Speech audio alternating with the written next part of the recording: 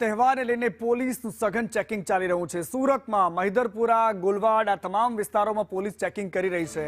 બુટલેગર્સને check કરવામાં આવી રહ્યા છે, કારણ કે બેફામ દારૂ આ તહેવારમાં પણ વેચાય છે। ગુજરાતમાં વાસ્તવિકતા છે, અગાઉ આ જ વિસ્તારોમાંથી દારૂ મળ્યો હતો ને એટલા જ માટે સુરત પોલીસે આજે ચેકિંગ કર્યું છે કે આ તહેવારના સમયે કેટલા બુટલેગરો એક્ટિવ થઈને કામ કરી રહ્યા છે।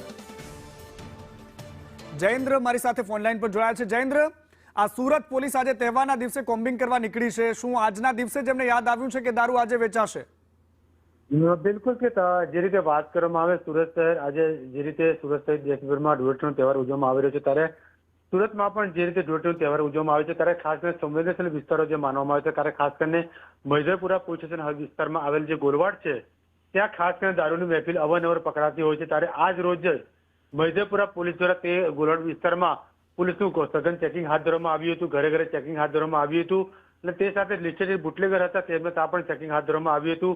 મહત્વની બાબત એ પણ છે કે આ તપાસ જે છે પોલીસે 2 થી 3 દિવસ પહેલા કરવાની હોય છે, અઠવાડિયે પહેલા કરવાની હોય છે, પરંતુ આજે શા માટે કરી રહ્યા છે તે પણ એક લોકો પ્રશ્ન ઉઠી રહ્યો છે। કારણ તો પછી બતાવવા માટે આ કામગીરી કરતી હોય તે પણ એક લોકો પ્રશ્ન ઉઠી રહ્યો છે। મહત્વની બાબત એ પણ છે કે પરંતુ સઘન ચેકિંગ દરમિયાન હજી સુધી કોઈ પણ વસ્તુ મળીને આવી નથી। જી બિલકુલ, આભાર જયેન્દ્ર આપનું સમગ્ર માહિતી માટે।